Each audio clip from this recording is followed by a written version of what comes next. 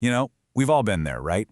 You see someone totally freaking out, and your first thought is, wow, calm down. But what if that overreaction is actually a perfectly sane response to a danger that we just can't see? Today we're going to dig into a really old story, one of Aesop's fables, that has this incredible lesson about empathy, how we judge people, and the hidden stakes that really drive how we act. And this really gets to the heart of it all. This idea that a lot of the time, when we criticize how someone else is reacting, it's really just because we're blind to the peril they're actually in. And that concept, well, it's the entire point of a classic story, the fable of the pig and the sheep. All right, so let's set the scene. Imagine this perfect, peaceful meadow. You've got a shepherd, he's watching his flock of sheep, and living right there among them is this one fat pig. Now, on the surface, they're all just hanging out in the same field. But as you're about to find out, their destinies are, well, they're wildly different. Then, out of nowhere, the shepherd grabs the pig. And the pig's reaction is just instant. It's this blood-curdling squeal of absolute terror. Now, if you were just watching from the sidelines, you'd probably think, man, what an extreme, totally unnecessary freakout. And this is the moment where the two worlds collide. See, the sheep, they're used to being handled by the shepherd, so they're just confused. They don't see terror. They just see a complete lack of dignity. They actually start judging the pig, almost embarrassed for him, and this terrible fuss he's making. But the pig's desperate reply, it just flips the whole script. In one sentence, he exposes this massive, uncrossable chasm between their two realities. This whole thing, it's not about the noise. It's about why he's so terrified.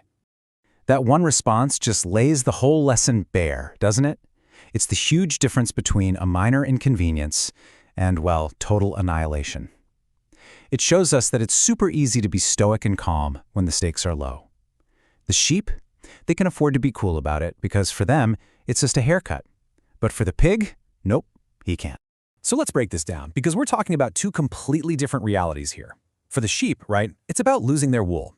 It's an inconvenience, sure, but that's what gives them the luxury of being judgmental. But for the pig, his reality is existential. It's about losing his bacon, his entire life. The stakes are literally survival, and the only possible emotion is pure, unfiltered terror. So this pattern, let's call it the pig and sheep dynamic. And this is really the core idea to take away from the story. It's a pattern that, I promise you, once you see it, you'll start seeing it everywhere. It's when one group, a group that's basically safe, condescendingly criticizes the so-called overreaction of another group that is literally fighting for its survival. All right, so you might be thinking, that's a nice old fable, but what does it have to do with my life? Well, as it turns out, this exact dynamic is playing out all the time, in our personal relationships, in big public debates, even at work. Just think about it for a second. When someone's going through a huge personal crisis, say a serious illness, they're the pig. And that well-meaning healthy friend who says something like, just think positive, they're playing the sheep. Or what about in big debates about systemic injustice?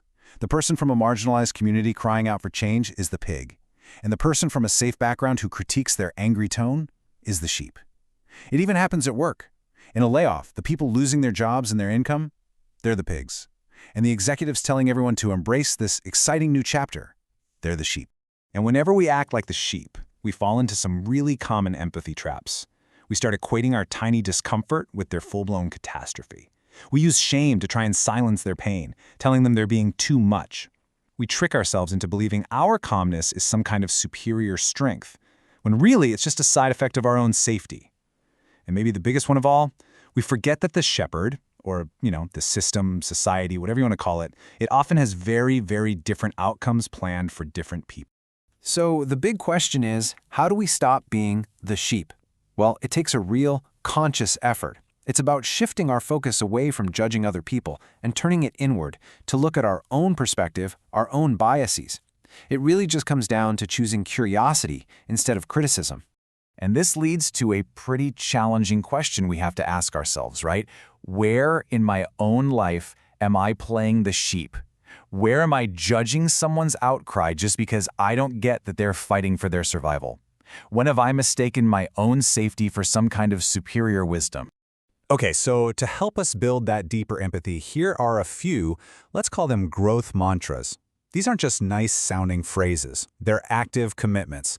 Things like, I will try to understand the stakes before I judge the struggle. I will remember that my safety does not make me superior. I will listen for the heart of the outcry, not just the volume. And maybe most importantly, I will not tell a pig to act like a sheep. And really, that's what this all boils down to. Before you judge the volume of someone's voice, you've got to look around the room for the butcher's knife. This simple little story is a huge reminder to always measure the potential loss before you judge the noise. Because real empathy, it begins the moment we stop comparing our different struggles.